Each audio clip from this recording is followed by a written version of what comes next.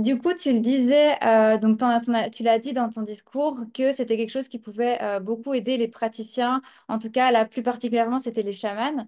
Mais en fait, si je comprends bien, les praticiens ont vraiment un grand avantage à pouvoir eux aussi travailler avec l'obsidienne dans leurs soins au quotidien. Et c'est pour ça que je vais te demander, Carmen, parce que tu l'utilises toi et tu es praticienne, tu es thérapeute, pourquoi est-ce que tu utilises l'obsidienne et dans quel cas dans ton travail tu l'utilises? Bon, alors, on en a déjà parlé. Tu sais très bien que moi, contrairement à Thierry, j'ai pas eu très tôt un esprit, une ouverture d'esprit. J'avais plutôt un esprit plutôt étriqué, puisque plus cartésienne que moi, ça n'existait pas. Donc, tu te doutes bien que utiliser les pierres et tout ce qui va avec, les vertus, enfin, c'était encore il y a quelques années, c'était impossible pour moi de croire à tout ça.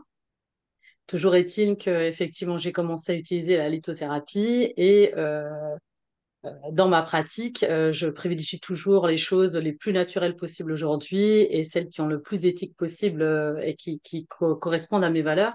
Or, trouver des artisans ou des fournisseurs dans les minéraux avec une éthique, c'est pas une chose aisée. Donc, on se connaît depuis très longtemps avec Thierry. Je connais sa nature, ses valeurs, son parcours, son éthique.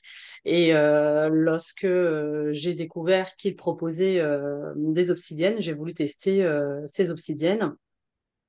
Et le résultat, il s'est pas fait attendre longtemps parce que enfin, dès qu'on les voit, en tout cas pour ma part, je ressens déjà la vibration qui émane des obsidiennes. Mais quand on les tient dans la main ou qu'on travaille avec, je veux dire, la connexion, elle est totalement différente que lorsque tu travailles, que je travaillais en tout cas avec d'autres obsidiennes qui n'étaient pas issues d'une filière aussi éthique puisque du coup, bah, bien sûr, elle ne retransmettait pas ces bonnes énergies, ce bon taux vibratoire, contrairement à ce que propose Thierry.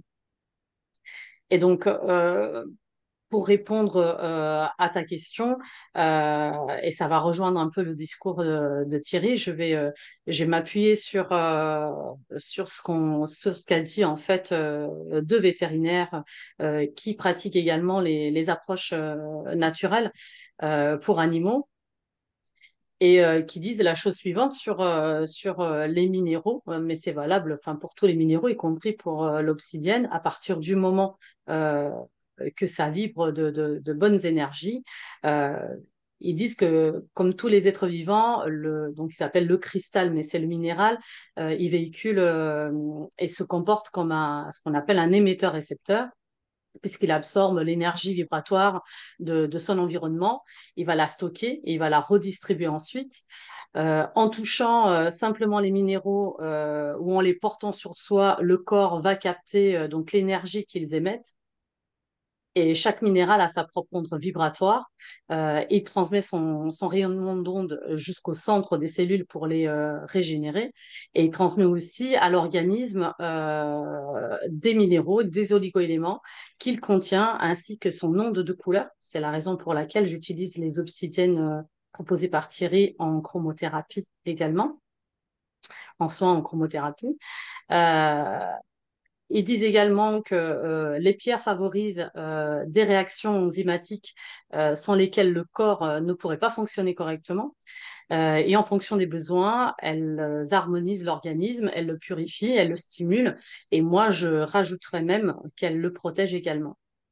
Donc, c'est ce qu'ils ont écrit sur un de leurs livres, en tout cas, qui s'appelle Soigner le chien naturellement.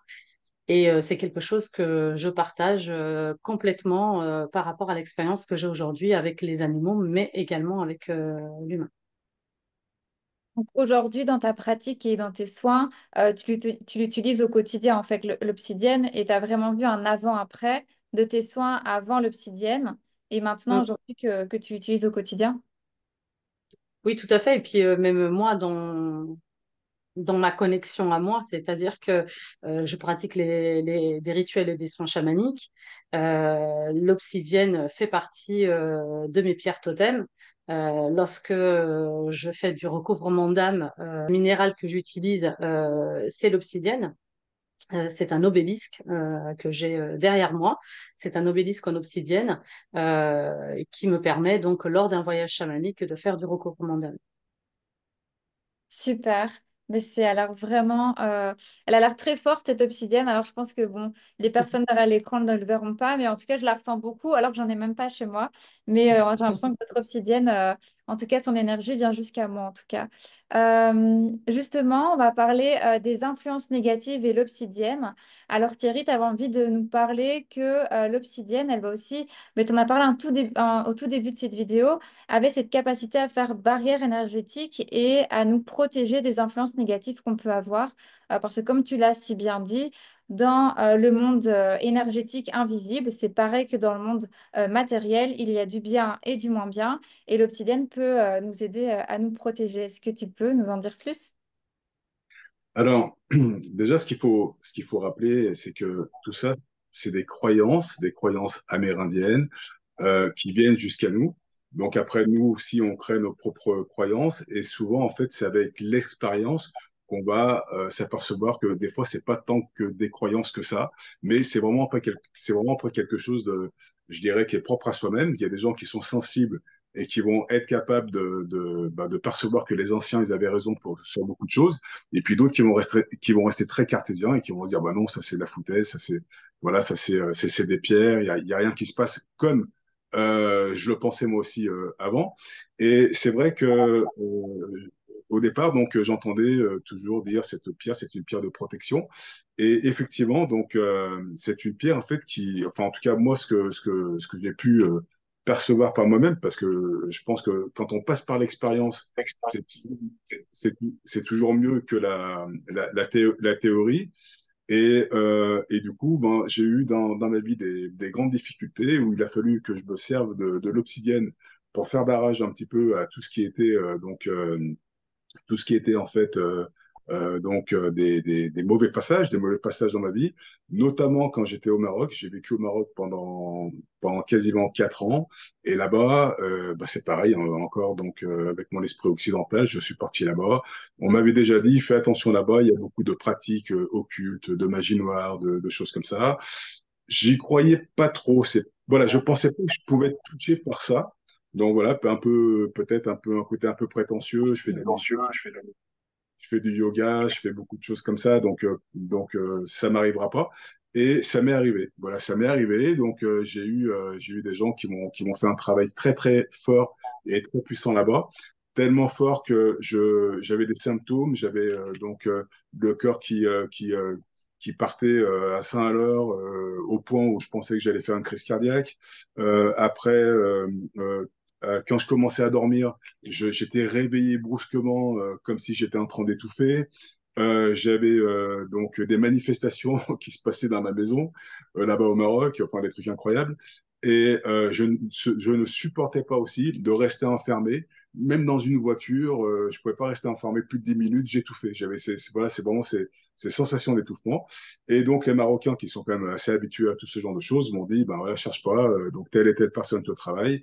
Donc, on va aller voir quelqu'un pour essayer de te libérer de tout ça. Et là, à ce moment-là, on est allé voir des gens capables un petit peu, soi-disant, de nous libérer de cette pratique occulte.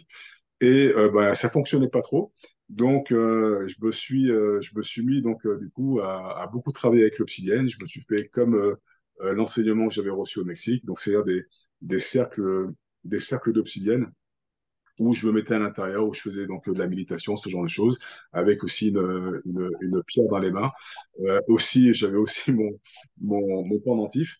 Et je faisais beaucoup de prières et de méditation pour essayer d'augmenter au maximum mon taux vibratoire, surtout quand on sait que plus on a un taux vibratoire élevé, et moins les pratiques occultes peuvent nous atteindre. Donc c'est très très important aussi de ne pas avoir des mauvaises pensées, de ne pas avoir des mauvaises émotions, de rester vraiment en fait le plus positif possible.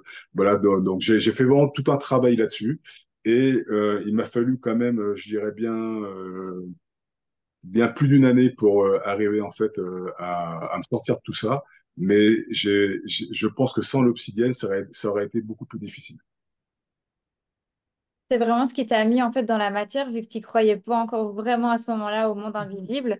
Peut-être que du coup, c'était l'obsidienne qui, sur ton chemin, s'est mise et s'est exprimée de cette manière-là. Tu as dû en fait expérimenter quelque chose de vraiment pas cool de ce que tu nous expliques pour justement te rendre compte en fait tout le pouvoir caché de l'obsidienne dans l'invisible. Et au niveau des thérapies modernes, aujourd'hui, dans ta pratique quotidienne, est-ce que toi aussi, Thierry, du coup, tu l'utilises l'obsidienne et dans quelle pratique?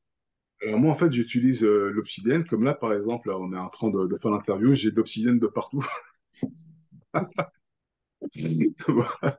J'ai de l'obsidienne de partout pour me protéger des mauvaises énergies qui pourraient venir jusqu'à nous.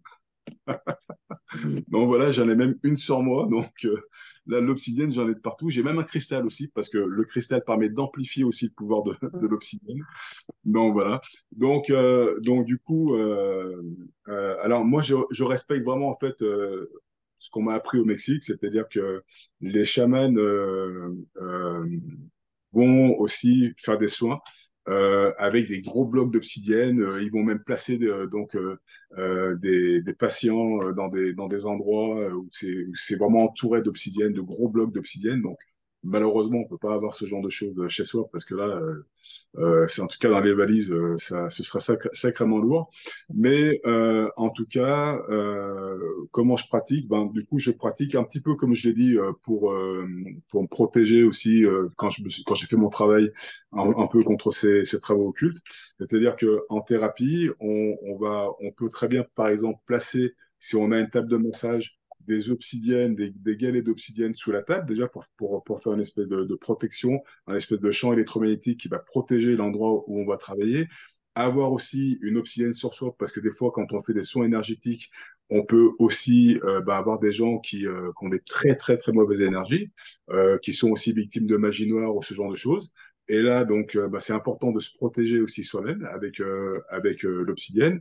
Et puis, je vais travailler aussi alors, ça peut être des pendentifs, hein, des pendentifs ou des petits galets que je vais poser en fait sur les chakras de la personne et je vais réharmoniser en fait tous ces centres énergétiques, ces corps subtils avec l'obsidienne. Je me sers aussi des cristaux aussi notamment quand je travaille en soins énergétiques et quand je fais du travail à distance aussi, j'utilise aussi l'obsidienne aussi. Voilà, j'ai une petite fiche, j'ai mes obsidiennes qui sont autour de moi. Donc voilà, il y a tout un rituel en thérapie qu'on peut avoir pour utiliser les obsidiennes. On peut aussi masser avec l'obsidienne. Je sais pas si j'en ai une ici. Petit peu comme les massages aux pierres chaudes, ben là, du coup, c'est des massages à l'obsidienne. Voilà, là, j'ai pas ma pierre. Ils font en fait des pierres de massage. Mais en fait, en gros, voilà, ça va être une pierre qui va être adaptée pour masser. On va pouvoir aussi masser avec l'obsidienne. On peut faire vraiment beaucoup de choses avec l'obsidienne. Et puis, je pense que un thérapeute, intuitivement aussi, quand il va avoir des obsidiennes, parce que moi, ce que j'aime dire aussi, c'est que dans toutes ces choses-là, il y a, je dirais qu'il n'y a pas de, on peut pas dire c'est comme ça. Voilà, on peut pas dire c'est comme ça. C'est-à-dire que c'est vraiment en fait quelque chose d'intuitif. Ce qui va fonctionner pour une personne ne va pas fonctionner pour une autre. Donc c'est pour ça des fois on écrit des livres, on fait sur la lithothérapie, on dit voilà ça c'est comme ça, telle pierre a fait comme ceci, comme cela, mais c'est pas exact parce qu'on est quand même dans des, je dirais, tout est subtil. Donc, quand on est subtil, on ne peut pas affirmer des choses. Et en plus de ça, chaque personne va vraiment avoir un ressenti qui va être propre à lui par rapport à une pierre, que ce soit l'obsidienne ou une autre pierre. Donc, du coup, suivant son ressenti, suivant son intuition, on peut très bien canaliser des choses et puis avoir envie de travailler donc un soin énergétique d'une façon qu'on va canaliser et qui n'aura rien à voir avec quelque chose qu'on apprendrait lors d'une formation ou de quelque chose comme ça. Donc c'est vrai que je pense que l'intuition, le travail intuitif avec son obsidienne, elle est beaucoup plus importante que enregistrer des informations et puis les répéter bêtement sans ressentir quelque chose. Je pense qu'il faut déjà apprendre à, à, à calmer son agitation au niveau de son mental, ses pensées, ses émotions, savoir bien s'intérioriser et faire ressortir donc justement donc un petit peu essayer d'harmoniser le mental avec l'être intérieur pour pouvoir donc avoir la meilleure connexion possible avec son obsidienne. D'accord, merci. Euh, Carmen, donc du coup, tu nous as parlé tout à l'heure que tu utilisais l'obsidienne dans tes soins. Est-ce que tu as une expérience, un témoignage, une sorte de avant-après qui s'est passé lors d'un soin, par exemple, avec des animaux où tu as dû utiliser l'obsidienne? Alors moi, c'est vrai que j'utilise l'obsidienne aussi associé à d'autres minéraux, notamment le cristal, comme a dit Thierry, qui va amplifier en fait l'effet de protection. Donc je l'utilise même si je fais des soins à distance, je vais l'avoir dans ma salle de soins, chez moi, dans mon salon, enfin là où j'ai de grandes entrées en fait. Et avec les animaux, en fait, je l'utilise également en massage. Donc pareil, il faut des obsidiennes qui soient lisses pour ne pas blesser l'animal. Euh, En soins énergétiques, pareil, de protection, donc même à distance pour protéger l'animal. On peut également la mettre dans son eau de boisson ou à côté de son eau de boisson, sous sa panière, par exemple, ou alors en pendentif. Moi, les miens le portent souvent en pendentif. Comme tu sais, je fais des expositions canines. C'est un milieu un petit peu compliqué et puis des fois, il faut protéger ses animaux et se protéger soi-même. Après, c'est vrai que j'ai beaucoup de demandes de soins de protection pour des personnes qui ont soit des concours avec leurs animaux. Donc, je peux te citer l'exemple d'un cheval, donc d'une consultante qui m'a demandé euh, un soin de protection, mais pas que. Euh, alors, je ne peux pas te donner la définition parce que après, je fais, comme dit Thierry, à l'intuition. Donc, j'ai senti qu'il n'avait pas besoin que de protection. Donc, c'est un cheval qui est introverti, en fait. Or, il allait passer un concours et il fallait qu'il donne le mieux de lui-même. Et donc, le stress pouvait l'agiter parce qu'il allait avoir d'autres chevaux, beaucoup de bruit, etc. Donc, en plus de soins de protection, avec l'obsidienne, j'ai également travaillé donc avec les animaux. Par exemple, si je prends les chiens, quand je travaille en présentiel, je vais proposer plusieurs obsidiennes et je vais laisser le chien choisir. Il va aller ou le chat vers la pierre. Qui va résonner en lui, un peu comme nous, d'accord? Quand c'est à distance, j'utilise la radiesthésie je me connecte à son énergie et pour déterminer quelle est l'obsidienne en fait qu'il faut à ce moment précis pour l'effet que l'on souhaite. Et donc, je travaille avec les bienfaits donc, de protection, les propriétés de protection de l'obsidienne, mais également la bonne énergie qu'elle va rendre et aussi comme je disais tout à l'heure avec les couleurs. Alors celles de Thierry ont des couleurs tout simplement extraordinaires. Et donc je vais pouvoir en y mettant l'intention utiliser la couleur qu'il faut. Alors s'il faut une couleur apaisante, on va être dans les tons du bleu, du turquoise, etc. Au contraire, est-ce qu'il faut le stimuler un peu plus?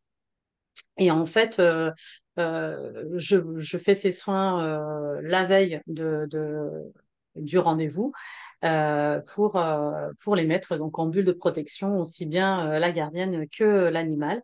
Et il se trouve que le retour de ce week-end de concours a été extraordinaire, puisque non seulement ils ont gagné, enfin ils ont gagné, c'était un examen, donc elle a réussi son examen. Le cheval était lui complètement apaisé, donc très volontaire, très engagé dans ce qu'il avait à faire. Il n'a pas du tout stressé. Donc, il n'y a pas eu de réaction de stress, d'agitation, contrairement aux autres fois. Et donc, c'était plutôt probant comme résultat. Bah waouh, si ça peut autant aider les humains que les animaux, c'est vraiment super. Et j'espère que ça parlera ben, à nos amis, les amoureux des compagnons à quatre pattes. Peut-être qu'ils auront envie aussi d'utiliser l'obsidienne pour eux. C'est vrai que ben, on parle beaucoup de soins humains, etc. Mais je pense qu'il y a encore pas mal un monde à ouvrir pour les animaux aussi. Eh bien, cette vidéo touche à sa fin.